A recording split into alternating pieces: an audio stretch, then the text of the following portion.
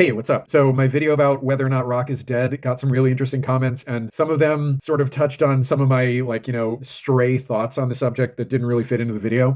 So let's talk about them. Why does a genre of music have to have a cultural moment to exist? So yeah, I completely agree. I think that most genres of music don't have these big generation-defining moments that resonate throughout every level of the culture, and I think you can have a perfectly healthy music scene without that. That said, though, if I can play devil's advocate for just a moment, what you have to remember is that during the commercial heyday of rock in the 70s and 80s and 90s, rock was really, really big. It was everywhere. It was the definitive sound of the mainstream. It was the definitive sound of the underground. It was basically the singular expression of counterculture in our society, right? It was like either you listened to rock and were a rebel, or you didn't listen to rock and you were a conformist. And so I actually think it's a good thing that that isn't the case anymore. I want aspiring young creative types or, free thinkers or whatever to have options, right? I want them to feel free to express themselves using whatever music is available to them. But when you watch an art form go from that indispensable an element of our culture to, not, I can see why that feels like the death of a genre. Tendency of rock and metal fans to focus on legacy acts isn't just about nostalgia. That's a factor for sure, but it's also something else. There's a huge portion of the audience that doesn't want to listen to trendy, here today, gone tomorrow music. They want something with staying power. If you show that audience a new up-and-coming band, one of the things I'll think is this something that anyone's going to care about 10 years from now? Yeah, honestly, this is pretty true. The way I see it, the rock community is very, very slow to take to new artists, but once they get there, they are loyal to the bitter end. And I mean the bitter end. I don't think that that's inherently a bad thing, but I do think that the rock community needs to work on easing up on that a little bit. It shouldn't take an artist 10 years to get just the absolute baseline of recognition, right? I also think that to some extent, it's just a rut that we've fallen into, probably completely unintentionally, right? I think of it like how most movies coming out nowadays are, sequels, prequels, remakes, reboots, adaptations of existing IPs, etc. In fact, over 96% of films released by Hollywood in the last 2 years have been remakes. Shit you not, I did not make up that statistic. I don't think that the movie-going audience as a whole is just motivated by nothing but nostalgia. I think it's a combination of, on the one hand, movie studios not wanting to take any risks, and moviegoers not having enough self-control to resist their favorite properties being made into big-budget films. And, just like with music, I don't think it's anyone's fault, but it is going to take a deliberate, conscious effort to break out of this cycle. Metal being a sausage fest is why I lost interest. I get it, but I think it's a little unfortunate that you feel that way, because I can definitely say that in the local scene that I am exposed to, which is, Los Angeles and Southern California, in recent years, the number of women involved has gone through the roof, both in the audience and on stage. It is increasingly rare to go to shows and not see at least a handful of women among the performers. All male bands are probably still a majority, but I feel like we're definitely on the right side of that bell curve at this point. And again, this could just be an LA thing or even just a specifically shows that I go to thing, but I also feel like the number of people of color and queer people has also exploded through the roof. Just as recently as 10 years ago, if you had told me that every show I go to would have a handful of openly queer people and that was going to happen without there being a, metal equivalent to the Gamergate movement over it, I wouldn't have had any reason to believe it. Blame the millennials. They're the ones with shitty taste in music. Okay, boomer. If something is thriving, it wouldn't be underground. The masses would be listening to it. We might have a different definition of thriving. Something that is just alive, I wouldn't consider thriving. Yes, I think that we have very, very different definitions of the word thriving.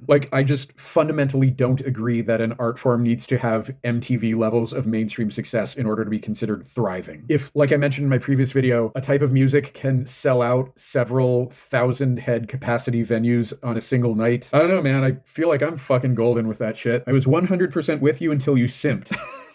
Oh no, I've been accused of simping. There were just as many women playing in rock bands during the 80s and 90s metal era than there are today. There were more women involved in goth and punk rock than there are today. Let's stop the idea that women in rock didn't exist until Courtney Love, and before that, all women in rock were sex toys for hair metal acts. So yes, I agree that there have always been awesome bands with women in them, like Heart, Lita Ford, Vixen, Cycle Sluts from Hell, etc. But I just don't have any idea how you cannot see that things are different on a core, fundamental level than they were back then.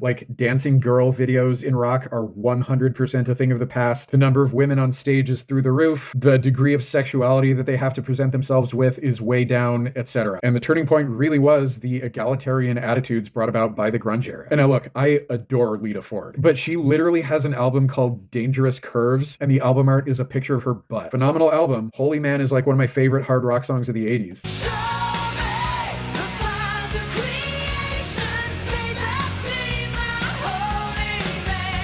But like Battle Beast is just not ever going to make an album called like Bringin' the Gadonkadonk or whatever. I love what Ronnie and a few other bands are doing, but the screaming stuff is naturally just going to turn regular people off. Ding, ding, ding, ding, ding. So it's funny to think about how punk rock was like the most abrasive, aggressive, anti-mainstream style that existed, but it's still universal enough to be used in Pepsi commercials.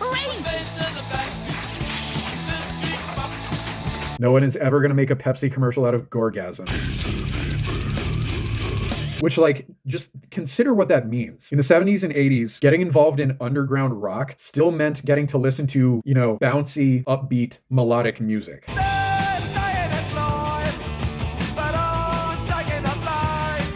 Nowadays, being involved in underground rock is an endurance test for how long you can stand to have blaring noise drilled into your skull.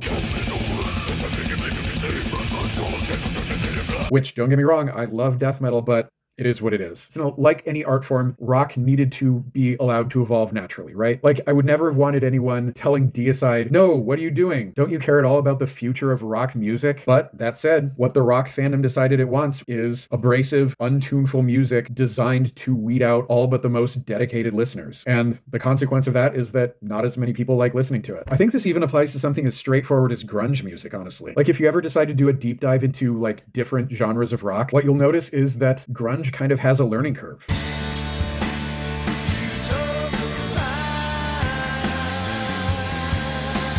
Even a band as universally beloved as Nirvana that has just tons of radio hits, most of their non-hit songs sounded like this.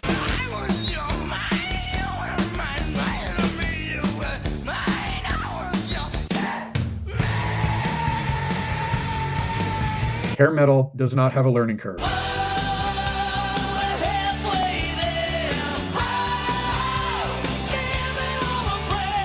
Literally any human being on Earth, except for the most puritanical elderly people imaginable, can just pick this up and jump right in. Incidentally, this is also why I'm not really on board when people say that like nu metal or mall screamo were genres whose mainstream appeal rivaled that of hair metal in the 80s. Like, yeah, those genres definitely did well, but that universality with half a century's worth of staying power just isn't there.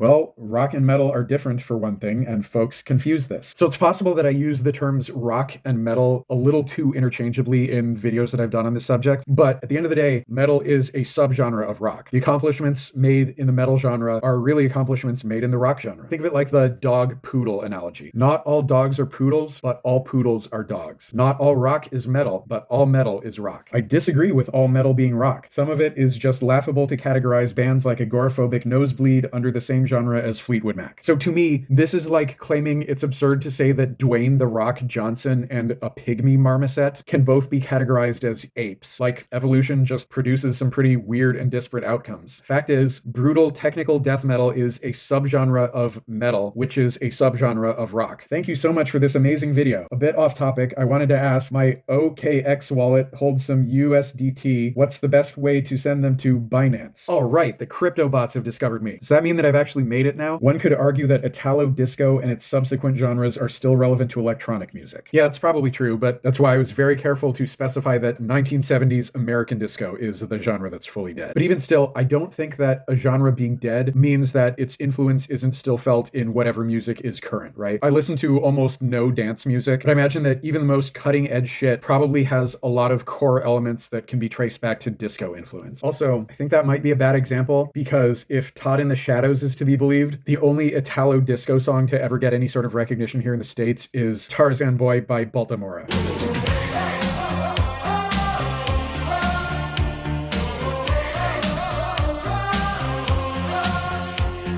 Wait a minute. Are you only responding to this comment just as an excuse to talk about Tarzan Boy by Baltimora?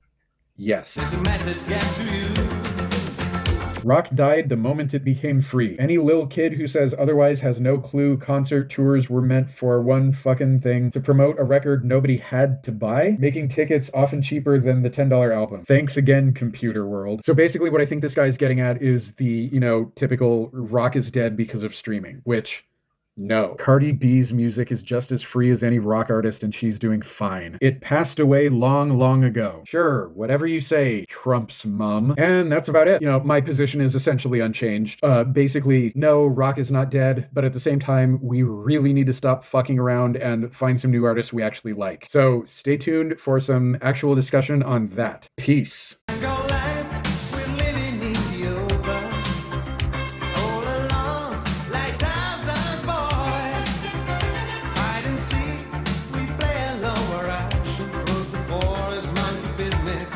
Sunny